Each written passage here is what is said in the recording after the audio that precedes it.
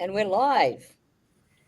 Hello, I'm Nilly Gull, and I'm pleased to welcome you all to our very first LinkedIn Live show from Australia. Today, I'm joined by a wonderful panel of experts to discuss a very important topic that's close to, I think, everybody's hearts, not just in Australia, but globally. And it's the empowerment of wage trust. Um, During our discussion today, we're going to have a look at some of the challenges of payroll compliance and establishing wage trust. Now, I think over the past few years, we've all become accustomed to this major global problem of wage theft or underpayments, and it's affecting employees from all industries, all backgrounds. It's having so many consequences for individuals and for society as a whole. People are experiencing financial hardship. There's a huge impact on employees' health and well-being. It's creating a very poor employee experience, and not to mention a very negative impact on employer reputations. So, as you can see, the scale of the problem is quite enormous when we look at it from a global perspective. And, with countries like the UK, we've got United States, Canada, Singapore, just to name a few. I think Ireland have also recently been in the spotlight, as well as Australia. And we've all grappled with this big issue that, somehow seems to keep popping up and affecting everybody in terms of wages and just general well-being. Adding to that is the rising global cost of living. And in this type of environment, we can see, employees more than ever, they require more from their jobs. And it's not just a fulfillment of their salary, but they're looking for job security. They're looking for a sense of worth. And more importantly, they're looking for confidence that their salaries and their benefits and all compensations are actually being paid correctly and aligned with the legal requirements. And to bring it sort of back home, in Australia, especially sort of in the past few years, we've seen a lot of businesses are being under investigation.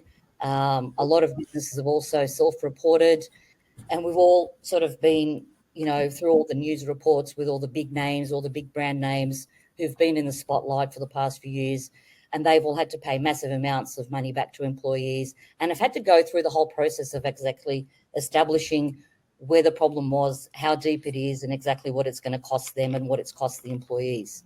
So that's the sort of general feel of what we're talking about today. And as I said before, I'm joined by a panel of experts who are going to help us guide us through the Australian landscape. And we've got a fantastic panel of experts here, and I don't think there'd be any other names. I'm sure there would be, but I think we've got the best few names that we can to have our very first show. So today we're joined by Val Flight, who's the head of payroll at Westpac. Welcome, Val. We're also joined by Rowan Geddes, partner of workforce at PwC. Welcome, Rowan. Thanks, Nilly. We're joined by Louise Weidler, the Executive Manager of Policy and Governance at Westpac. Welcome, Louise. Thank you. We've also got the wonderful Chris Biddle, the Payroll Manager, Payroll Advocate, Veteran, and everything payroll. Welcome, Chris.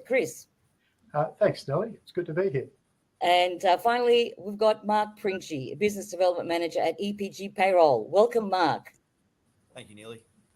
So I would definitely like this to be a very interactive session, so to speak, if we can have lots of questions come through. But I also do want to know, with all of our viewers, if you could drop us your name, where you're joining us from today, so that we know where our viewers are coming from and, how far our show's been extending.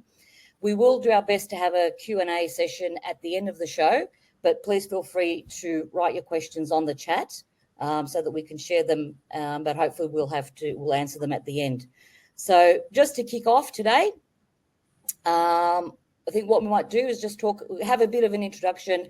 Let's talk a little bit about wage trust and payroll compliance. What's the fundamental concept behind wage trust? I think Val and Rowan, I think this might be a great question for us to kick off with you guys. What's the fundamental concept behind wage trust? All right, I'll start. So I think, first of all, I love the fact that it's called wage trust and not wage theft. I think wage theft imputes an intention on employers that they're trying to deliberately underpay their employees, and I don't know any employers that deliberately try to underpay their employees. If we look at what's been happening over the last few years, there's certainly a lot of wage underpayments that are being identified and captured through. I think that the Ombudsman last year recaptured $500 million of wage underpayments. But as a general rule on that, those underpayments came through because of the complexity of the payroll systems that have been run through. And I do think it's fair to say that there's been a lack of focus in relation to wage compliance over decades.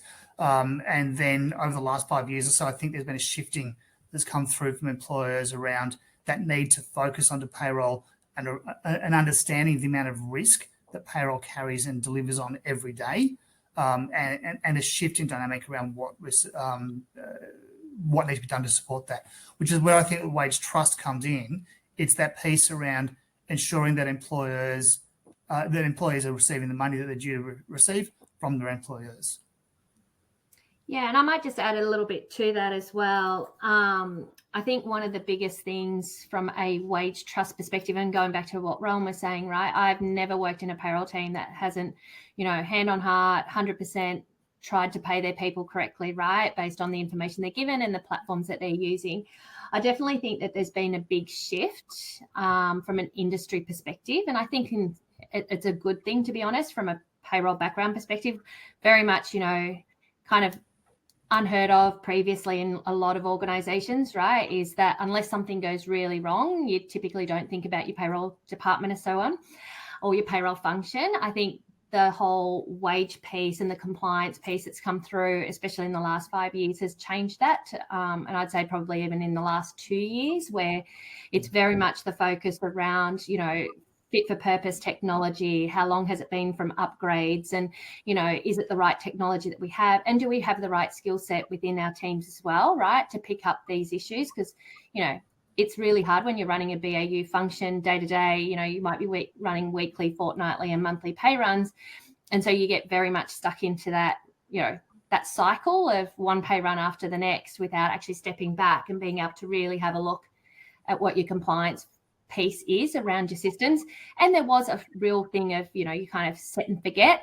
You do your tax updates and your super updates each year, but do you really look at what you're using your elements for, how you're paying these payments for? But also getting the business to understand it's more than just outside your payroll team, right? We're very reliant on the information that comes to payroll. And I think sometimes that's the forgotten piece. You always blame the function at the end of the chain, whereas, it starts much broader than that and in the organisation. Yeah, and we're going to actually touch on that a little bit as well, a little bit in more detail, I suppose, Val, as we get along, because that what you've just mentioned there, I think, is very, very key, and that's definitely something that needs to be explored a little bit more within the industry and within businesses. But alongside that, I suppose you've mentioned probably a few of these things that I'm going to ask you now, but apart from what you've just mentioned, are there any ways in which wage trust contributes to the overall payroll compliance of an organisation, or are those the sort of key the key components? Oh, good question. Go, Rowan. You looked like you were going to. I think something that Val touched on is that change of awareness around what payroll's doing. And so I think if we look at what's happened in the last 5 years and how that's changed the dynamic from a payroll perspective, it's really brought payroll into focus from a management and a board piece. And with that focus comes attention in relation to and challenge in relation to what's going through. But what also comes into there is a better controls environment, better support for payroll people. Val talked about updating the system, being more focused on updating the systems. So I think that what we've got is a change of awareness around that end-to-end payroll function and what happens with the data that's coming into payroll.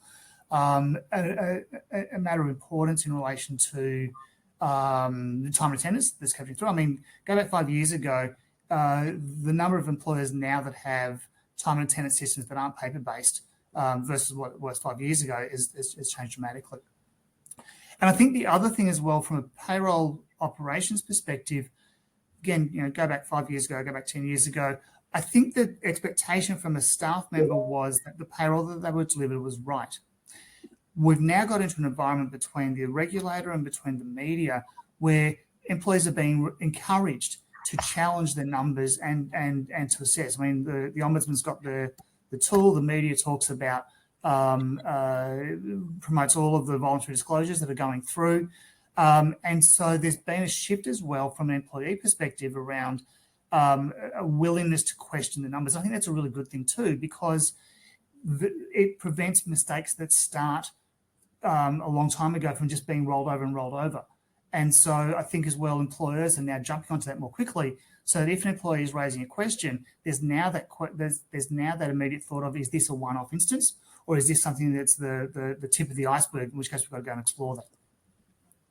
Yeah, and I think you've hit the nail on the head, actually, to be honest, because typically you used to just look at it as a one-off incident, right? Somebody raised a question to you from a payroll practice perspective, you'd look at that employee as an individual. You'd never kind of looked back to see, is it a more systematic issue that you've got within your platform, right? And is it actually impacting more people? And I think that analytics piece is really coming into that in terms of, well, do we actually have a bigger, broader issue than just one or two employees, right? And going through the data that you've got at hand. Yeah. So, I mean, if we have a look at the landscape today, and I think we've already sort of touched on a little bit about how the payroll compliance has evolved in recent years. But given all of the developments in this space, particularly in the last, let's say, 2 years, where I think a lot of the problems have really peaked, right? So we've heard more about it. It's been it's had a lot more media presence in the past couple of years because the numbers were so large. So given if we look at it sort of from what's happened the last couple of years, do you think there's been sort of or how do you think that the compliance in relation to establishing wage trust has actually evolved? So I love your hope that the issue has peaked. No. Let me rephrase that. I said what we've been shown. Yeah. I mean, when there's some of the big cases that we're seeing now is the culmination of 3 or 4 years worth of work, and this is one of the difficulties that we're seeing too. A lot of the issues that are coming through, these are things that happened 5 or 6 years ago when it was a different environment. So I think there's still issues to flow through the system. And I think as well, there will be new compliance areas of risk on the horizon that will come through. So we've got single touch payroll in now. Emma Rosenzweig is the Deputy Commissioner of the Tax Office in relation to employer obligations. She's talked about the fact they're going to start doing more SGC audits using that data out of STP2. We're seeing long service leave coming up as an area of risk as well. So I think that there is, with this awareness that comes through with the analytics that's now available, I think there is more of a shift that's coming in. So what employers need to do is, what has been a change has been that awareness of the risks that sit within payroll and the adapting to that from a controls perspective. Because I still think there is more to flow through, but if employers can be ahead of that and picking up on those early flags and early warnings and adapting to that quickly, then we have the best chance of minimising those headlines from coming out. Yeah. So if we have a look at sort of the way the employment world has been changing, with a lot of hybrid work, a lot of remote work, do you think there's going to be any effect that we'll see down the track of people working in hybrid or remote work models on payroll compliance practices in the context of wage trust? Val, that's yours. Yeah, I definitely think so. And look, probably a lot of organisations have already been doing it, right? I mean, you don't need to be in the office to be able to do your compliance checks, right? I mean, that's the reality of it. I think where it becomes a little bit tricky is having your ear to the ground in terms of what's being discussed, I guess, within your stakeholder group. So, for example, payroll doesn't always sit in HR. In a lot of organisations, it might sit within finance. And so, it's how do you keep abreast of what's going on in your organization, right? From a compliance check. I think it'll continue to evolve. I think you've got organizations at different points in their compliance journey, but it's one of those areas where I kind of go, you've gone from traditional payroll operations, I guess, to more focus on wage compliance, right? And making sure you've got your governance in place and constant reviews. So I definitely think there's a big shift from your traditional data entry, processing kind of roles within the payroll space to very much a focus on your compliance piece. The hybrid piece is quite interesting because of the rules around it. I think if anything, it's the employment rules that will go around that. And we're seeing that with the IR reforms and flexible arrangements and things like that. Now, how does that translate into payroll governance or compliance in terms of payments owing or things like that? It'll be an interesting space to keep touch of, right? Yeah, definitely. And just a quick reminder to our viewers, if we can just keep getting the your names and where you're from, just so we know who's joining us. Any questions that you've got, please do feel free to, if it's something important related to what we're sort of talking about at this point, we can try and answer it within the context of our conversation. But just a reminder, we are going to have a Q&A at the end. Now, we've just spoken about the landscape. We've spoken about, what the problem is, what we know of the problem, what we know of how we can sort of start fixing the problem. But in response to all of this, we've had the Closing Loopholes Bill come in from our government. And I think there's been a few other, in different parts of the world, there've also been some sort of response to the issue at hand for each organisation. But for us in Australia, the Closing Loopholes Bill, it's a big one, right? It's different, it's big. It's bringing in something that's, I suppose, we haven't really done before in terms of criminalisation of wage theft. And there's obviously lots of things around this that need to be discussed. But Rowan, what do you think in terms of Closing Loopholes Bill? In what ways do you think it actually aims to address and eliminate cases of wage theft and move us towards wage trust? So the Closing Loopholes Bill has a number of elements to it. I'll just touch on the flexible work. We've heard about the right to disconnect that's been on the press last week.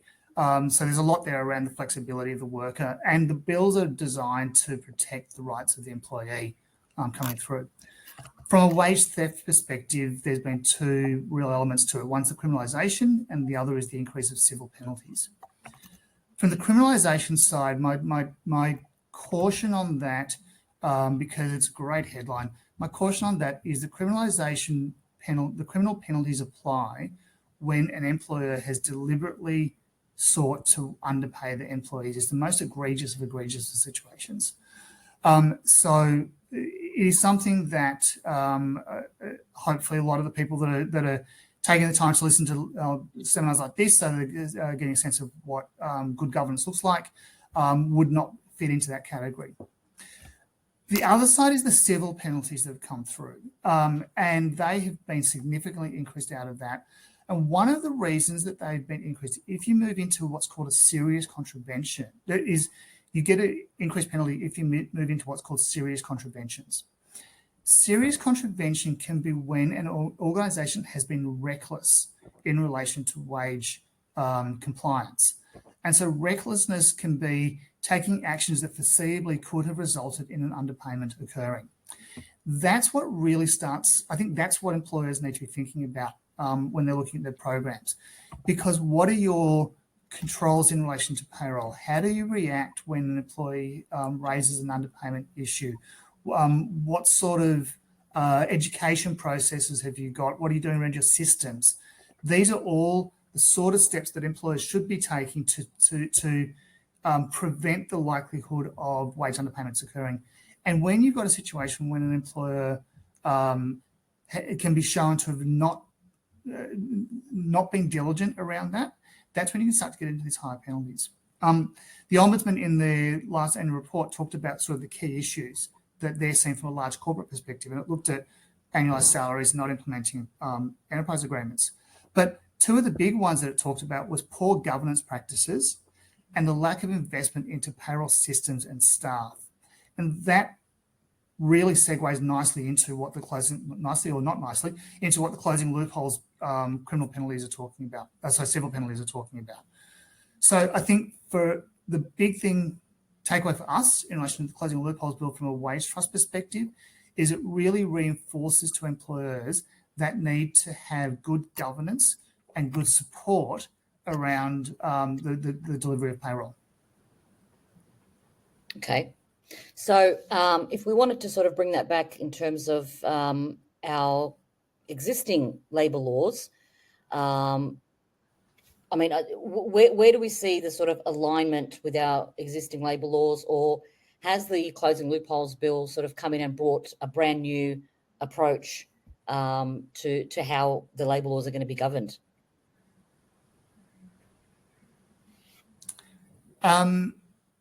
Well, I think it's an extension of what's there. We've already seen, so Victoria and Queensland have talked about criminalisation of wage theft. So they've started the process on that.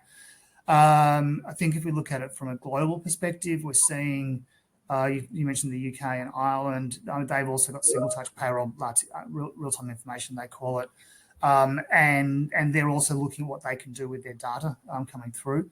So I think we're on a continuum here in relation to what's coming through.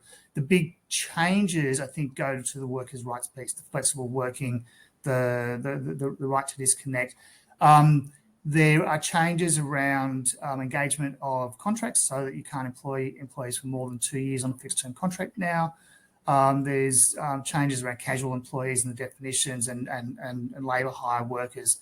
So I think there's a lot there around the non-traditional workforce and what we can do and what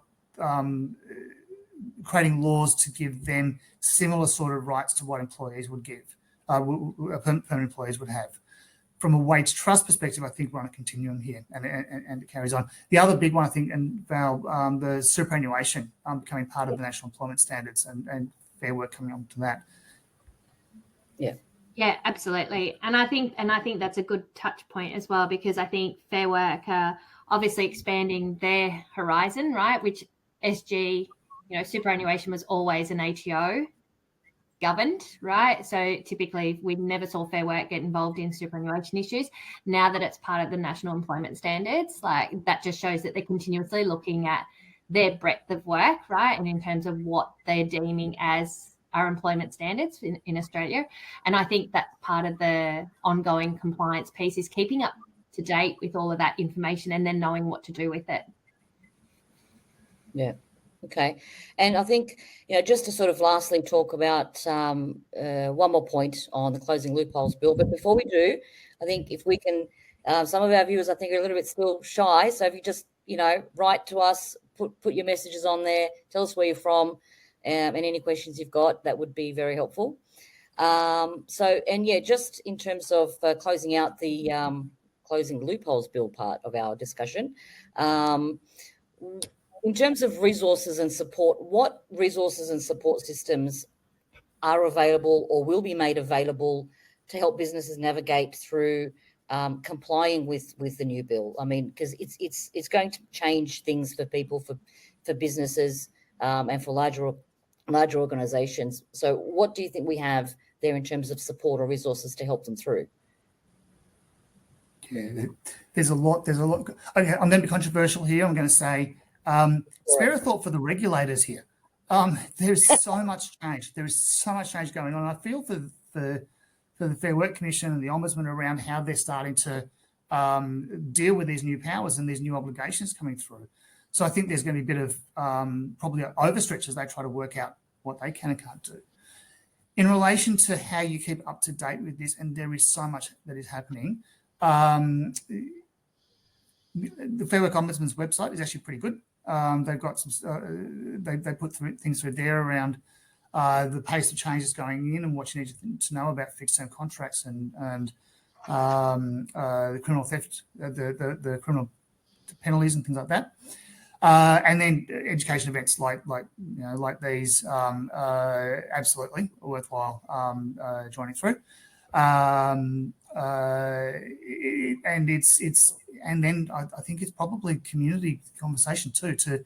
There is nothing more powerful than going to a forum or a networking event and talking to other people about what they're feeling as well, and seeing and just to pick up things that you hadn't noticed on other sides. Val, how do you keep up to date? Yeah, we do lots of reading, and Louise, feel free to jump in. But obviously, we do a lot of reading in terms of keeping up to date in terms of what's going on. We work quite closely with our industrial relations or employee relations team as well. But we're quite lucky in Australia after doing global payroll for many years in a previous role, right? We're pretty lucky in Australia that a lot of our regulators provide pretty simple information, to be honest, right? And that it's available and readily available. I think also all the forums that we've got, right, in terms of, being able to join into these sorts of chats and actually understand what's going on as well is really helpful. We are continuously reviewing all of the changes that are happening, but I think the key point for us is we actually then step back and think about how it's going to impact our current world, right, in terms of, our current practices, our current processes, our systems, and how it impacts us directly, rather than kind of looking at it more broadly and going, okay, this has just been released, fine, we need to know about it. We actually then take it back internally and go, okay, well, what does that actually mean for us, right, in our organisation? And that's what one of the things that Louise and her team do constantly, right? And then we kind of produce a little newsletter internally so that our teams understand what it means. We'll educate the payroll operations team around changes that are happening in that space and how it's going to impact their day-to-day work as well. But there is a lot of information, but you need to put time aside. So if I say one thing, it is a lot of reading, and sometimes you get caught up in your day-to-day stuff, but super important to keep on top of it, because otherwise it's a bit of a snowball effect, to be honest. Yeah. I'd actually add a tip for everybody there. We actually sign up to a lot of the law firms and the big fours, because they do exposés and they explain, this is what's happening out in the industry. This is what you need to understand. That's super helpful for us as well. Yeah. Thanks, Louise. I can't plug myself, so thank you. We read PwC first every time. Right, we'll quickly move along from that now.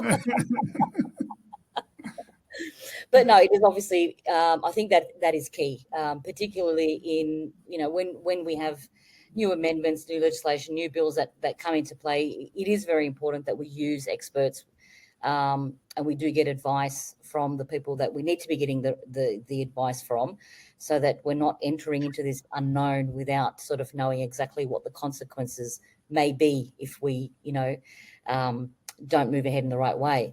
But having said that, I think, that moves us on into what the effects have been of the current environment, of the current of what we've been speaking about, basically, in terms of enabling in wage trust and the effects that we've had on employers and employees in terms of in terms of wage, the underpayment scenario, I suppose, is what I'm trying to say. So if we have a look at the effects and then the fixes, and more sort of from a practical and technical perspective, I think, Chris and Louise, this is one I think that I want to sort of put to you guys.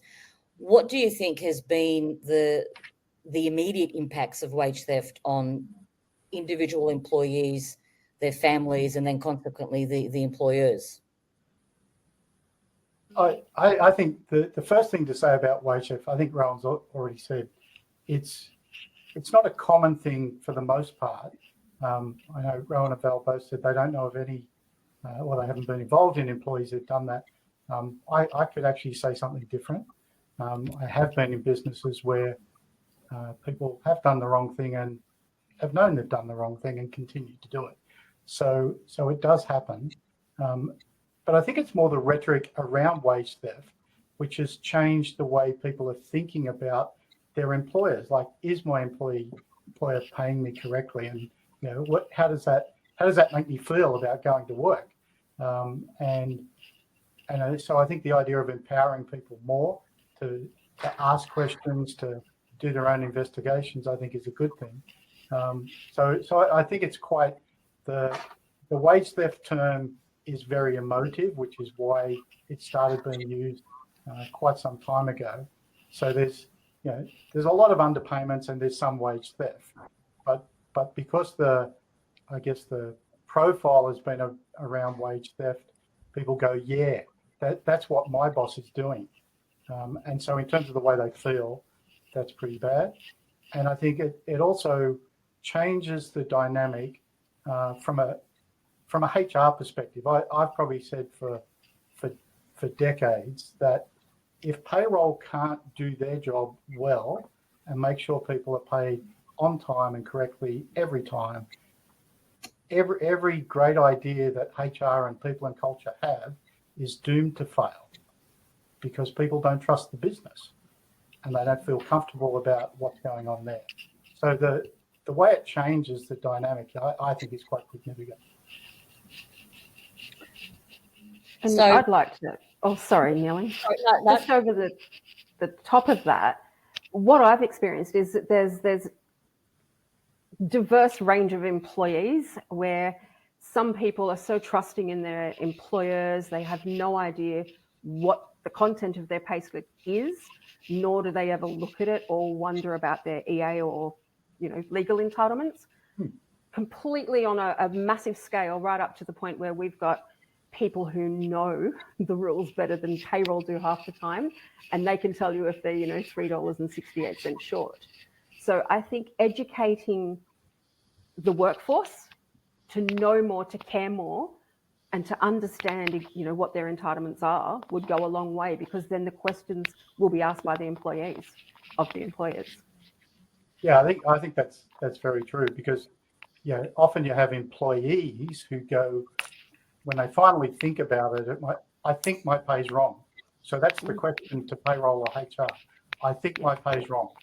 And you go, okay, where do I start looking at that? Let's look at it. And as much as in some ways we go, isn't it annoying that people keep their own spreadsheets about what they should be paid? When they come to you and go, I think I've been underpaid and here's how and why, you go, great. And then you can investigate whether it's something unique to this person or it's broader. Generally, it's broader. Yeah. So how do we do it then, Louise? How would we identify the gaps in our payroll processes that would stop us from achieving wage trust, that lead to underpayments, lead to non-compliance? How do we identify these gaps and issues? We have to keep looking at every single thing we do methodically. And some things you need to look at every day, some things you need to look at upon change, but you need to set the process of what are you going to look at. You've got your systems, you've got your processes, you've got your legislation changes. And then when things come into play, like STP come into play, that causes you to take a step back and look at absolutely everything. Like every single pay element or wage code you use had to be looked at. So instead of just sitting there and saying, oh, let's just flag it to X or Y or Z, you need to take a step back from that and look at the use of each of those wage codes to ensure that you're putting the right things in the right buckets in your payroll transactions. You know what I mean? And it's understanding that level of detail and really knowing your payroll, how it's set up, how it's delivered, and knowing where to sort of dig down under the layers. And if we want to bring all this technology into all of this, Mark, because I know you've been waiting for the tech side to give us your insights here. So we've spoken a lot about sort of what the problem is, what's being done sort of from a legislative perspective, and then what the effects were. And now we're sort of talking about, well, how do we fix it? What do we do? And I think technology in this perspective has a huge role, because to develop the right technology, you need to understand obviously all of the first bits that we've spoken about, and now there needs to be some sort of a change or impact onto the technology that we're using that will help us along the way or prevent having future issues. So what do you think in terms of identifying the gaps and issues that sort of lie within payroll processes? What do you think from a tech perspective is there, or what can be done? Yeah, I think there's two sides to the coin. Sometimes there's an over-reliance on tech and trusting that it's going to get everything right and it's going to maintain itself. And then in other cases, there's a lack of tech, and you might be missing integrations and those sorts of things. And so what that might lead to, of course, is where you don't necessarily have the right oversight, either because things are in too many different places, or because you aren't doing the regular reviews like Louise said. So, for example, when superannuation's been increasing each year recently, most software systems are updating that, but you still need to perform that check and make sure that that's occurring. Same with your award rates. There are award libraries which will be updated each year or when those updates take place. But if you aren't performing that oversight, checking the Fair Work guidelines yourself or engaging expertise that can do that, you're very likely to fall into that hole. On the other side of that coin, if we talk about sort of a lack of the inclusion of tech, you're going to get to a point where you might have onboarding process and time and attendance, and you might have a mixture of paper forms and spreadsheets and everything else that are maintained by different people and different teams. And there's really no consistency there. So what it ends up being is you might get an error at some point in the process. We're going to talk a little bit about this later, but it could start as early as when you're hiring. And of course, that information is going to flow downstream and end up with payroll errors. Yeah. Is there a bit of, I think I'm getting a bit of static or some noise from your end, Mark. Is everyone hearing it, or is it just me? Just to make sure that it's, everyone can understand what you're saying clearly for our viewers. Probably one thing to throw in around that is tech is really important when it comes to making sure we're getting things right. But we can't rely on the tech. And this is what Mark's saying, that we need good tech and we need to make sure whatever we're using has been updated and it's doing what it's supposed to do and it's configured the way it should be. And as Louise has said, you have to keep checking as things change, because all too often when we hear about issues around underpayments or wage theft, whatever it may be, the first thing we hear is there was a system problem. And so we blame the system fairly quickly. And my argument is it's really the system itself. It's the fact that the system hasn't been kept up to date, or somebody hasn't changed the code when they should have changed the code. So it's this reliance on, well, it was working fine 2 years ago. Why wouldn't it be working fine now? So I think we have to be really, really clear on the importance of tech and making sure it's doing what it should do. But it's never the tech company's responsibility when somebody gets underpaid. It's the business's responsibility. And we need to keep that front of mind. And as Mark was saying, like the example you gave of superannuation, like the set and forget mentality really sits with superannuation, because people are like, oh yeah, we update the percentage every single year.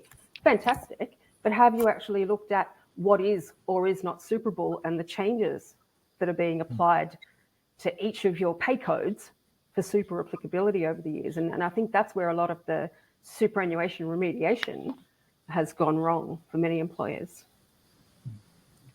So we do need a very, I suppose, strong bond or communication between our payroll processes and our technology, which would mean between our tech people and our payroll people. And I think I find often that sometimes the two are very disconnected, which can cause, these problems or others. But in terms of being able to enable wage trust, empower wage trust within organisations, we need to strengthen. I think possibly that's one of the things that we might be able to talk about as a solution, is maybe strengthening the communication between the different levels of an organisation or the different stakeholders within payroll, to make sure that our tech is aligning with any changes, to make sure our changes are aligning with the tech, or I suppose as well, we could have it the other way around as well. So that's probably something that, could be something, a topic for further discussion. But I think that, if we have our tech and our processes all aligned, then I think the other thing that we need to talk about is where does the compliance issue start? And I think we touched on a little bit with Val earlier on. Do the compliance issues that lead to underpayments start at payroll level, or do they actually start at hiring level? Because how important is getting the right data in place at hiring level to running payroll and then ensuring wage trust? So, I mean, Louise, what are your thoughts on this? They And are I very can tell strong. they're very strong. Yes. We actually do a lot of work in our organisation to educate the business and ensure that the data is being corrected from its inception. And, you know, by the time we get it, it could have been through, you know, multiple systems, different integrations, all sorts of things. And the key is to get it right from the very start. So as soon as the employee is putting their information in, have your controls at that end, and then keep checking all the checkpoints downstream. And I'm giving somebody else an opportunity to speak to that as well, because I reckon we're all pretty passionate about it. You might have something to add to that. Yep. Yeah, I think with that as well, it sort of leads in the initial phase. If you're misclassifying workers and you aren't performing those regular checks, it's a no-brainer that's going to end up being an issue because you might be setting those rates and those entitlements early on. That's going through the process and that initial pay run, which they may not feel the need to check, or there may not be a reason to go, oh, they've just started, let's have a look. And all of a sudden it does make it to the pay run. That data is incorrect. The employee on their end might not know. It's their first pay slip with the company. They might look at the rates and see, okay, that's what I'm being paid. So they may not pick up on it. And it can really easily spiral out of hand. Whereas if there is a pay run sort of later on in the process and they know what they should be paid, they'll be the first one to let you know. So it can certainly start at the hiring phase. If you aren't picking it up when you're first classifying those workers, it will definitely lead to errors. Yeah. And I think it goes further than just even starting from the hiring process, right? I think it's the fact that everyone plays a really important role. And I think that's the piece that in a lot of organizations is, you know, people just go, and we probably do it with vendors as well, right? Is you always go, no, that's somebody else's responsibility or somebody else is accountable for it. But I think everyone plays a role, including the employee. Like, you know, the amount of times we'll get a special character in an address, for example, which then causes problem with our STP file, right? Like, you know, especially when you've got a global presence or you're working with a global platform, because obviously, you know, you'll have different rules for different countries and so on. And typically you'll have one process for everyone, or you're trying to get a global process to work to simplify. But everyone plays a role in it. And I still think there's a bit of work to be done in a lot of organizations where they kind of think that it's just a HR issue, right? It's HR's responsibility or it's payroll's responsibility. But everyone has a collective part to play in it, including the employee themselves. We've had examples where managers, the employee forgets to fill in their timesheet and the manager just defaults it to a 7.5 hour day. And that goes through payroll, and payroll pays what's through that. Had issues where payroll is remediating back pay because people put in their timesheets up to 6 months late. When you get that sort of issues with data coming through, you're going to have problems that accumulate. So Val's spot on. I think one of the awarenesses that has to change in an organisation is getting that data right for payroll is responsibility of everybody in the organisation, not just the payroll team. The payroll team will pay based on the data that they provided through. If the data's not right coming in, then the pay coming out's not going to be correct either. Probably another thing to think about around there is the different models you might have depending on the size of the organisation. In some businesses, the payroll person is the HR person, is the finance person, so payroll.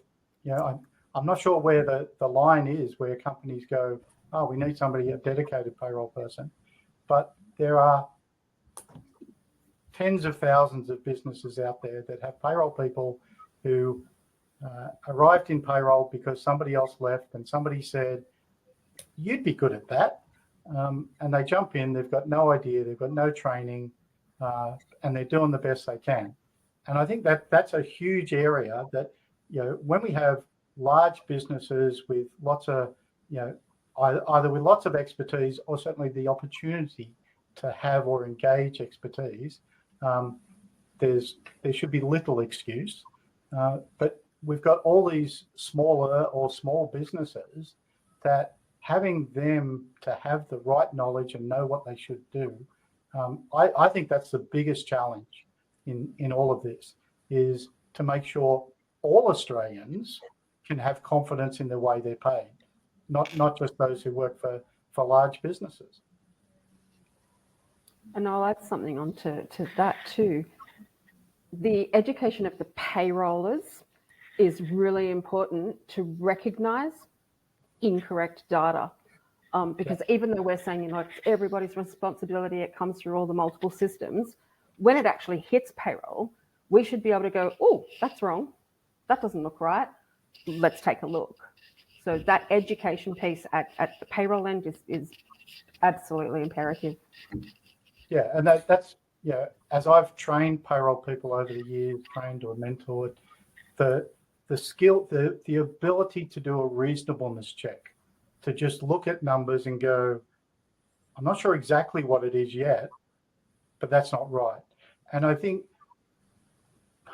the reality, part of our reliance on technology has increased that problem, because we don't often do the calculations ourselves anymore, and it's the ability to do the calculation yourself that gives you the angle for a reasonableness check.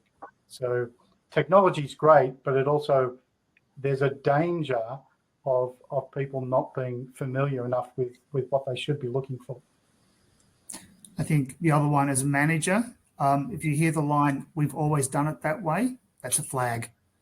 So, yeah. or even worse, everyone else does it that way. I know of one industry that I was involved in not long ago, and it was like, oh, well, the big players all do it that way, so we do too. And I'm going, but it's wrong. I know. We'll keep doing it until they get caught. Yes. So, sorry, was there another comment there? Did I just interrupt someone rudely? No. Okay. So we are actually running out of time. So if we do want to get a few questions in, there is a whole lot more that I think we can talk about and that we do need to talk about on this topic.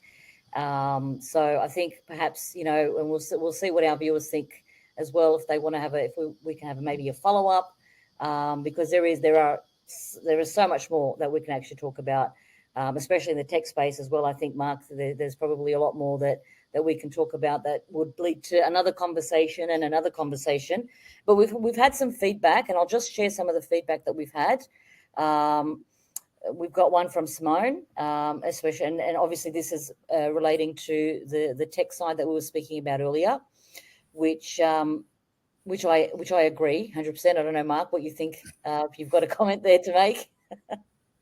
Yeah, definitely. I think a notable example was a few years ago with the JobKeeper changes, and that happened almost instantly. And there was the expectation on certain platforms to update that quickly, and those that didn't were obviously in a tricky spot, and so were their clients. But it really isn't on the software developer, and they've probably all got their terms and conditions that say, hey, the obligation still falls on you. So it's very tricky, and like an event with JobKeeper that just happened overnight, there really isn't the adequate time to prepare and make sure that all of the controls are in place. Yeah, absolutely. And just another one from Simone here in relation to interpretations. Again, and I know this is probably again a little bit more on the tech side, but I think this is also very, very important to note. Again, it goes alongside Rowan and Chris of what you were saying is we've always done it this way, or they do it this way. So, any comments? Anyone want to add something there? I'd like to say something on this one. Yep. Be very mindful who you pick as your subject matter expert when you're doing reviews on these kinds of things, because that's also where it goes very wrong. Yeah, absolutely. Hayden Lewis has also shared a comment with us. So Hayden, payroll is the last line of defense isn't that always the way? Educating managers and having hygiene measures at the coalface is a must. Ensuring breaks are taken at the correct times, ensuring timesheets are actually reviewed prior to approval. Absolutely. And I think what we can definitely say here is that the role of education is very important. It really does foster the awareness, of compliance, of wage law. So I think we really do need to sort of focus as an industry a little bit more on how we're educating our teams, how we're training our teams, and how we're educating our organisation as well. I think that's also a big part, because sometimes it's just not enough to educate the teams that are working in payroll. We really need to educate the divisions in an organisation that have a connection to payroll. We definitely need to educate the executives of our businesses in terms of what payroll actually does and where our limitations or our responsibilities actually lie. So thanks for that, Hayden. I also have another comment, which I don't have on here, but I'm looking at on LinkedIn, from Kylie Patrick. And this is just in terms of, and a bit more of an informative comment to our viewers. In terms of forums and networking, Kylie has said that forums and networking is where I pick up most information. It takes a lot of time to sort through the information and discover if it's fake news. And it's good to see that Australian payroll organisations are aligning and speaking similar messages. So thanks for that, Kylie. But just to wrap up, do we have any further questions? I think we're kind of getting onto time a little bit. We'd love to hear from you a little bit more. We've devoted sort of this part of our session to questions and answers. So if we do have any more, that would be great. Any comments that you'd like to make? I'm just going through to make sure that we haven't missed any questions here. And we haven't. But just give the viewers a couple more minutes just to see if they do come up with any questions. But as closing comments while we're waiting for that, Rowan, what would you like to say in closing our show today? As a short message. I think that we've been talking about payroll. We talk about payroll and what the analytics can do and the opportunities, because payroll controls all these data sets. And we've always said at some stage, people are going to realise how important payroll is. I think we're in that phase now. Management executives are realising, boards are realising how important payroll is. With that comes added scrutiny, but with that also comes greater awareness of the roles that the payroll is playing, and the need for proper support and training to come into that. So I think we're as uncomfortable as it may feel when we're talking about wage trust and wage theft and criminalisation, I think the other side to it too is we've never been more important than we are today, and that's a great thing. Yep. Fantastic. Seth has given us a comment, less manual workaround as a solution for system limitations. Mark, do you want to take that one as a final wrap-up comment? Yeah, it's an excellent point, because we see it a lot with system migrations and people look to move to a new system but say that doesn't fit in with my process. And what they probably forget 5 or 10 years ago when they adopted that system was they had to shape their processes around that. And what worked back then when they took on that tech probably doesn't work not only for the new tech, but the current payroll climate either. So the more you can be adaptable in your migration and then your ongoing management of your payroll solution is definitely better. Fantastic. Val, have you got any final comments for us very quickly as we end the show? Yeah, I think for me, look, to be honest, as much as, there is a lot for payroll people to get their heads across, right? I do think it's a pretty exciting time from a payroll industry perspective, right? In terms of the swing, the way that payroll's going and that governance piece of work. I definitely think, it's changed how payroll practitioners are seen, just not from an organization standpoint, but I think just from an industry-wide perspective, right? It's opened up lots of doors to potential new careers, right? From a payroll perspective, like I look back 10 years ago and there was no such thing as payroll compliance or payroll governance, right? It was typically done by your audit teams rather than having these kind of in-house inbuilt teams. I think it's going to still be a bumpy ride, right? And I think the from a leader perspective, one of my things is keeping my team, happy and knowing that even though they might get blamed for some of these mistakes, right? Because we are at the end of the chain, that, not everything kind of originates within the payroll space, right? So I think it's from a resilience perspective. I think there'll be lots of payroll teams that are really stretching their resilience at the moment, right? In terms of all of the focus on payroll.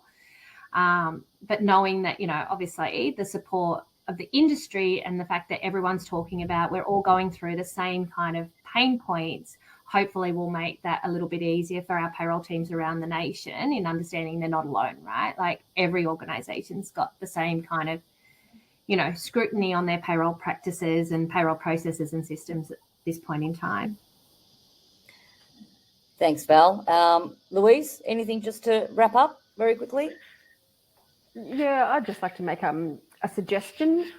So whatever industry you're in, if you're sort of venturing into the remediation path or wondering what to look at from a compliance perspective, go to the Fair Work website and pull down any of the enforceable undertakings that have happened for your industry or similar businesses. And it's all fairly similar. So you can learn from the lessons of the people before you is my advice. Great. And Chris, finally, with you, any final comments as we wrap up very quickly? I think it is just so important that businesses at the highest level continue to understand the impact of payroll. It's all right to say payroll's time has arrived. I reckon payroll's time has always been, and it's just the rest of the world's trying to catch up. But we play such a big role at every level. No part of a business impacts every individual in the same way that payroll does. It's time to take it seriously. Make sure you have an expert in, particularly around award. Most businesses don't have that many awards. So make sure people are experts in the awards that are used in their business. It is, part of me goes, it's not as hard as we sometimes make it out to be to get it right, and make sure getting it right is the focus, and it's a matter of compliance, not risk management. Great. Well, thank you, panel. Thank you, Rowan. Thank you, Chris. Thank you, Val. Thank you, Mark. Thank you, Louise, for joining us. Thank you for taking the time to be with us today and share your insights. And thank you to everyone who's jumped on and watched us today. Feel free to reach out to me if you have any further follow-up questions that I can take to our panel members, and feel free to reach out if you need any help with anything. So until next time, thank you. Thanks for joining us. Take care. Bye now. Thank you. Thanks, everyone. Thanks, everyone.